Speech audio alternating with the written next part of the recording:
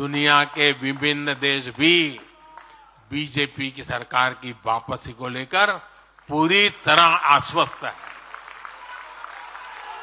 वो भी जानते हैं, दुनिया का हर देश जानता है, दुनिया की हर शक्ति जानती है, आएगा तो Elections here in India, as I had an opportunity to discuss with Prime Minister Modi, elections here in India convincingly challenge any flawed notion. Saudi ने बहुत सारे डिस्ट्रिक्ट वाइज पाकिस्तान के अंदर जो बहुत सारे डिस्ट्रिक्ट ऐसे डिस्ट्रिक्ट थे जिनको बैन किया हुआ है। आपके ये गुजरात वाली साइड हो गई, इनको बैन किया हुआ है। साउथ पंजाब में जाए बहुत सारे डिस्ट्रिक्ट्स को बैन किया हुआ है, उनको वीज़ा नहीं दे रहे, उनको रेड लिस्ट पे रखा हुआ है। आपका बलूचिस्तान सूबा ऑलमोस्ट कम्प्लीटली रेड लिस्ट पे रखा हुआ है। फिल्म एक्टर थी शबनम, वो हिंदू थी, वो मुसलमान होने लगी, तो उन्होंने कहा कि मैं मुसलमान हूँ तो इनके कौन से फिरके में जाऊँ, इसलिए वो मुसलमान होने की बजाय क्रिश्चियन से वो क्रिश्चियन हो गई हिंदू से। तो बात यह है कि हम जो लोग हैं, हम अपने मुल्क के आप दुश्मन हैं, हम अपने बुजुर्गों के दुश्मन हैं, हम अपने इस्लाम के दुश्मन हैं, हम अपने पाकिस्तान के दुश्मन हैं, इसलिए वो लोग हमारे साथ बिल्कुल ठीक कर रहे हैं जो भी कर। हम वो कौम है जिन्होंने डॉक्टर अब्दुल सलाम दिया, डॉक्टर अब्दुल कदीर दिए, हमारी भी साइंस में बहुत कंट्रीब्यूशंस हैं।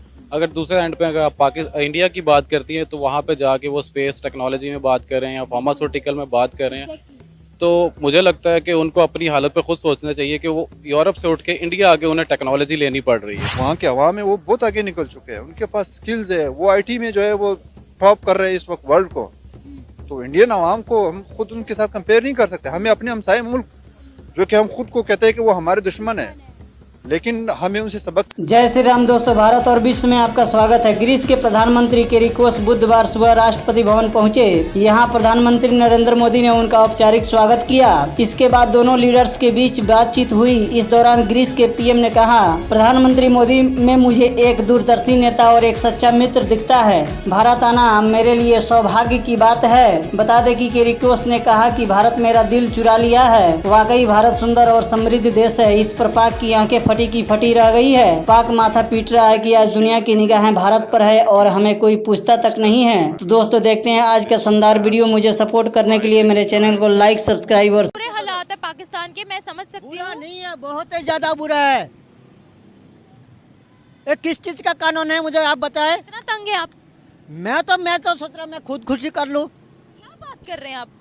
मायूसी भी गुनाह है। मायूसी तो गुनाह है, तो क्या करेंगे आप? मेरा गैस का मीटर लगाएंगे आप मेरे इंटरव्यू ले रहे हैं, क्यों नहीं लगा के देते? क्यों नहीं गवर्नमेंट को कहते हैं भाई इसका गैस का?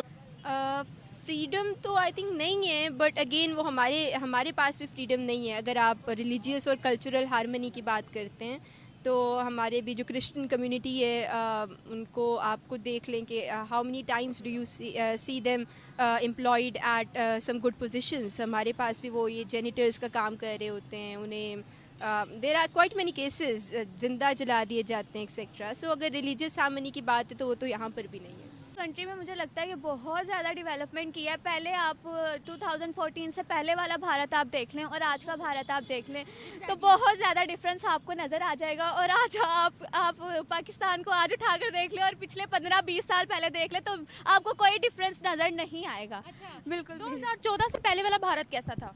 पाकिस्तान को एक बड़े अच्छे पर्पस के लिए बनाया गया था, बहुत अच्छे पर्पस के लिए। बेशक वो पर्पस यहाँ पे इन रॉ है, वो प्रोसीजर हो रहा है। सारे पाकिस्तान जो है वो कलमे की बेस पे बनाया गया, नाम का इस्लामी मुल्क रह गया, इंसाफ नहीं है यहाँ पे।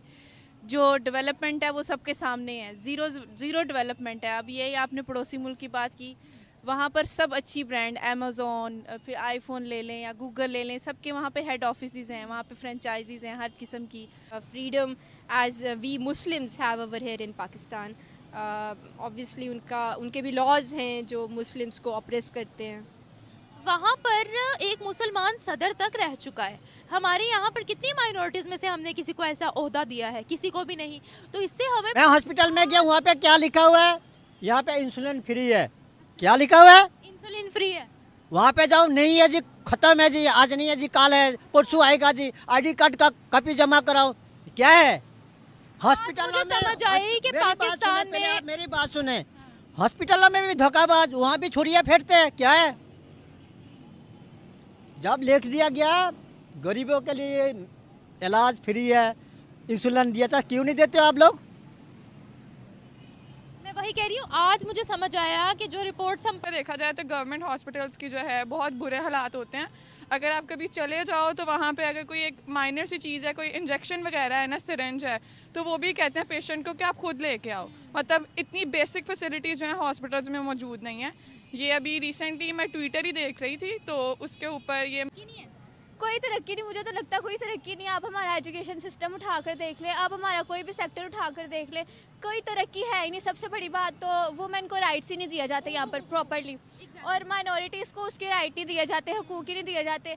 मोस्टली मैं सबका नहीं कह रही, लेकिन मेजोरिटी ऐसी है कि नहीं दिए जाते उनको राइट्स। आप खुद ही देख लें, आपको नज़र भी आता है वुमेन को कितने को राइट्स दिए जाते हैं। आप यहाँ पर रोज़ काम करती हैं, आपको बेहतर पता है कि आपको यहाँ पर बहुत से एक्सट्रीमिस्ट नज़र आएंगे जो आपके खिलाफ भी बोलते होंगे। तो वुमेन को कोई राइट्स ही नहीं दिए जा रहे, वुमेन की स्टडी पर ही फोकस नहीं किया जा रहा, उनको आगे बढ़ने नहीं दिया जा रहा। इवन कि आप देख लें, घरों में माँ बाप ही कह देते हैं कि लड़की है, पढ़ के क्या करेगी, आगे जाके क्या करेगी, इस सेक्टर में क्या करेगी, उस सेक्टर में क्या करेगी।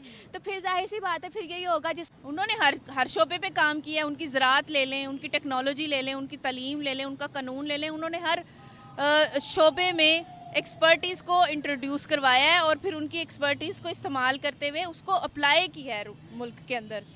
ज़ाहिर बात है फिर जब जहाँ कुछ इंटेलेक्चुअल्स मिलेंगे तो काम अच्छा ही होगा। हमारे मुल्क में तो एक प्लेटफॉर्म ही नहीं मुहैया किया जा रहा। नहीं चाहता, वही हमारे रिलीजन को तो सबने छोड़ ही दिया, सिर्फ कल्चर और ट्रेडिशन को यहाँ पर फ़रोग दिया जा रहा है, उसी को फॉलो किया जा रहा है। और रिलीजन तो बहुत दूर कहीं रह गया। अपनी पसंद का दीन निकाल कर उसमें से जो चीज़ें पसंद आती हैं वो कर लेते हैं, और जो नहीं पसंद वो उसको छोड़ देते हैं। बस यही बात है। तो ऐसा अब मदीना वगैरह में उनकी एंट्री होगी, जबकि पहले अलाउ नहीं होता था कि यार में कोई भी नॉन मुस्लिम अलाउ हो। तो बिग चेंज।